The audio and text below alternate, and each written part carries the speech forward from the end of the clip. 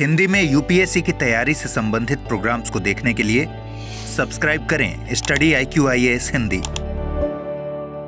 दोस्तों, अगर पिछले 11 से 12 वर्षों की बात करें तो सरकार बहुत श्योर रही है कि इमिग्रेशन को कितना सरल बनाना है, खासकर कुछ विशेष देशों में रहने वाले कुछ विशेष माइनॉरिटीज के लिए।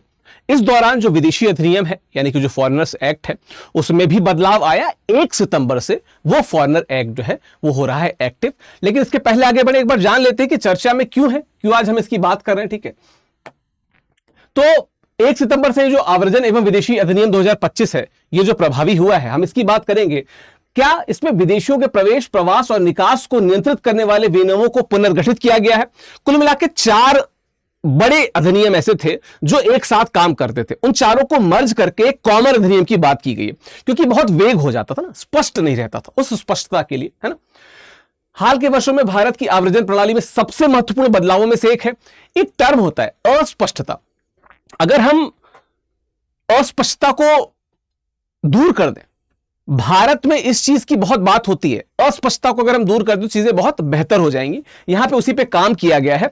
क्या काम है, उस पर विस्तार से आने से पहले बस एक बार बताता चलूं कि हिंदी साहित्य का जो नया बैच है, 15 सितंबर को उसमें एडमिशन क्लोज हो रहा है। 15 सितंबर से पहले आप जुड़ जाइए हिंदी साहित्य के नए बैच से। विकास लाइव कोड है, ठीक है, और अधिकतम डिस्काउंट मिलेगा इस कोड के साथ। कबीर दास के साथ बैच शुरू हो रहा है। बैच की डिटेल्स स्टडी IQIAS हिंदी पे मिल जाएगी, मैं ही पढ़ाता हूं। ठीक है, चलिए, टेलीग्राम है, इंस्टाग्राम में जुड़ जाएगा इससे। चलिए, क्या है नया विदेशी अधिनियम, थोड़ा इसको समझ लेते हैं। तो 2025 भारत में विदेशी नागरिकों के प्रवेश, रहने और निकास को नियंत्रित करता है। पहली बात, 27 मार्च को लोकसभा द्वारा और 2 अप्रैल को यह राज्यसभा द्वारा पारित हुआ। लेकिन जब लोकसभा और राज्यसभा में पारित हो जाता है तो राष्ट्रपति की मंजूरी मिली जरूरी है, जो मिली 4 अप्रैल को राष्ट्रपति के द्वारा मिल गई। बात क्या है कि सरकार भी यही चाहती थी कि ये जो अधिनियम है जितने जल्दी पारित हो, तो बहुत सी अस्पष्टताएं, बहुत सी जो थिक लाइन है उसको थिन किया जा सके, क्लियर किया जा सके, उस पर बात हो सके। ठीक है, क्या है, क्यों था इस अधिनियम की आवश्यकता? तो देखिए, कुछ पुराने कानून थे, ठीक है, कुछ पहले 4 अलग अलग कानून थे, जैसे आप यहां पे देख सकते हैं। ठीक है, पासपोर्ट अधिनियम था 1920 का, ठीक है, विदेशी पंजीकरण अधिनियम था 1939 का, ठीक है, विदेशी अधिनियम था 1946 का, और आप्रवासन वाहक दायित्व अधिनियम था 2000 का। ये 4 कानून थे।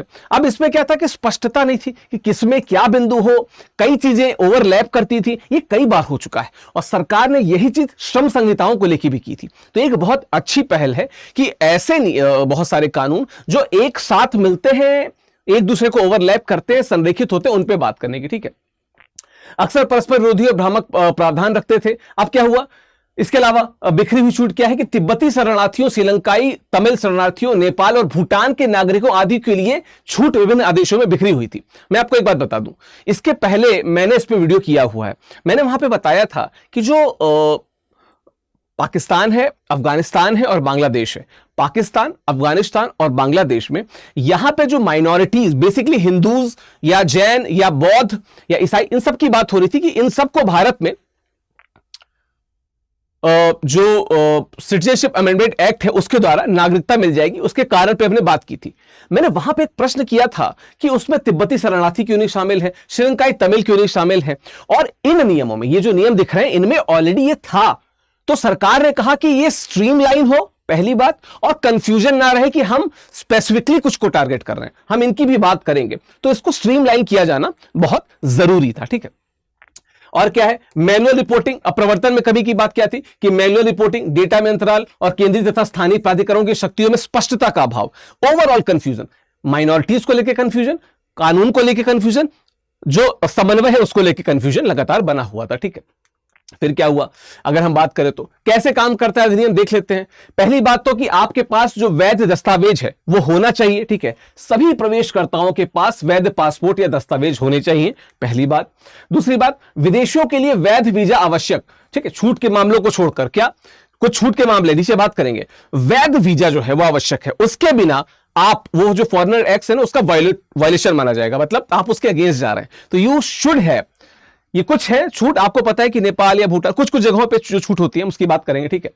प्रवेश बिंदु क्या है? केवल अधिसूचित आप्रवासन पोस्टों से ही प्रवेश और निकास। आपके वीजा में लिखा होगा, लिखा है ना वीजा, लिखा होगा कि आप फला पोस्ट से ही इंटर करेंगे तो उससे ही इंटर करना है, ये नहीं कि उसके 2 मील दूर वाली पोस्ट से आप इंटर कर रहे हैं, ऐसा नहीं करना, ठीक है। दूसरा क्या है? सभी प्रमुख हवाई अड्डे, बंदरगाह, भूमि सीमा पोस्ट और रेल पोस्ट शामिल है। मतलब इनके द्वारा भी आप एंट्री करते हैं ना, सिर्फ पोस्ट का मतलब यही है कि चाहे लैंड पोस्ट हो या वो वाया एयरपोर्ट हो या वाया सी पोर्ट हो, हर तरीके से अगर आप इंटर कर रहे हैं तो आपको एक नियत निर्धारित जगह दी होगी आपके वीजा में, उधर से आपको इंटर करना है, ठीक है। अच्छा, आप्रवासन अधिकारी की शक्तियों की अगर बात कर ले तो क्या है? प्रवेश, निकास और स्वीकार्यता पे अंतिम अधिकार आप्रवासन अधिकारी का। ये बहुत अच्छी चीज हुई। जो लोकल लेवल पे अधिकारी है या जो इस चीज को मैनेज कर रहा है उसको हर चीज पता हो और वो कैसे कंट्रोल करे, क्योंकि हर जगह अगर हम सेंट्रलाइज कर लेंगे ना तो चीजें कंफ्यूजिंग हो जाती हैं। बहुत से स्थानीय स्तर के अधिकारी नहीं मैनेज कर पाते, ये मैनेजमेंट प्रॉपर हो पाएगा, ठीक है। राष्ट्रीय सुरक्षा के आधार पर प्रवेश या निकास को मना करने की शक्ति आप्रवासन अधिकारी के पास में। बहुत अच्छी बात है, क्योंकि स्थानीय स्तर पर उन्हें पता होता है कि ये जो व्यक्ति आ रहा है, क्या ये सही इंटेंशन से आ रहा है, क्या ये योग्य व्यक्ति है, कहीं इसके अंदर कोई मेलाफाइड इंटेंशन तो नहीं, ये अयोग्य व्यक्ति तो नहीं। ये सभी चीज कौन यहां पे देखेगा? आप्रवासन अधिकारी, है ना। अच्छा, जब हम छूटों की बात कर दे, अच्छा आते हैं पहले उस पर। पंजीकरण तंत्र कैसे है कि विदेशी नागरिकों को निर्धारित पंजीकरण अधिकारी के साथ पंजीकरण करना होगा। इसको भी स्ट्रीमलाइन कर दिया गया, वेगनेस नहीं। जैसे मैंने 2-3 अधिनियमों की बात की थी, उसमें अलग अलग अधिकारियों का वर्णन था, एक पंजीकरण अधिकारी बनाया जाएगा और उसी के पास रजिस्ट्रेशन होगा यहां पे, ठीक है। जिला पुलिस अधीक्षक, एसपी, पुलिस उपायुक्त, डीसीपी को स्थानीय नागरिक प्राधिकारी नियुक्त किया गया है। तो जिस जिले में वो जा रहे हैं, रहेंगे, वहां के जो जिला पुलिस अधीक्षक है या जो डीसीपी है, डेप्यूटी कमिश्नर ऑफ पुलिस, ये क्या होंगे? पंजीकरण अधिकारी होंगे। आवास प्रदाताओं की जिम्मेदारी, अगर होटल है, छात्रावास है, पेइंग गेस्ट है, धार्मिक संस्थान है, इनको विदेशियों का विवरण एकत्र करना होगा, ठीक है। मतलब जो भी लोग आ रहे हैं उनकी सारी डिटेल्स, हर वो आपके यहां लोकल नागरिक है, विदेशी नागरिक है, विदेशी है तो स्पेशल रूप से, you should have all the details, rather I should say all the required details, सारी जरूरी आवश्यकताएं होनी चाहिए, तभी आपकी जिम्मेदारी पूरी होगी, है ना, ठीक है। 24 घंटे के भीतर इलेक्ट्रॉनिक रूप से अधिकारी को सूचित करना होगा कि हमारे यहां पे एक विदेशी रह रहा है, कुछ विदेशी रह रहे हैं, स्थानीय अधिकारियों को, और वो अपने जो यहां पे मैंने लिखा ना कि पंजीकरण अधिकारी, इनको भी सूचित करेंगे कि भाई हमारे यहां पे कुछ विदेशी आए हैं। और ये बात क्यों? क्योंकि स्ट्रिक्टनेस जरूरी है। अगर हम उधर जो सिटीजनशिप अमेंडमेंट एक्ट है उसको बेहतर तरीके से लागू करना चाहते हैं, उसमें एनोमली नहीं चाहते हैं, तो ये चीजें बहुत इसमें जरूरी है, ठीक है। चलिए बात करें कुछ छूट, कौन कौन से किनको छूट मिला है। तो कर्तव्य पे जो भारतीय सैन्य सदस्य जा रहे हैं और उनके परिवार, उनको छूट है। किससे? वीजा की बात जो हमने की थी, है ना। दूसरी बात क्या है? राजनयिक और आधिकारिक पासपोर्ट धारक, आप सबको पता है राजनयिक पोस्ट पे या जो इस प्रकार का पासपोर्ट होता है, इस पे मैं ऑलरेडी वीडियो बना चुका हूं, है ना। पड़ोसी देश कौन कौन से? नेपाल और भूटान। वो नेपाल भूटान के रास्ते आप लोग, नेपाल के रास्ते तो गए ही होंगे, भूटान मेरे कुछ दोस्त अभी गए, तो उनके लिए भी क्या होता है, निर्धारित मार्गों से जो नागरिक है वो जा सकते हैं, वहां पे वीजा की छूट रहती है आपको, है ना। शरणार्थी समुदाय जैसे जो तिब्बती शरणार्थी हैं, विशेष प्रवेश परमिट के साथ, विशेषकर जो 1959 से 30 मई 2003 के बीच में आए, तो तिब्बती शरणार्थियों के लिए हमेशा से भारत ने दरवाजे खोले हैं।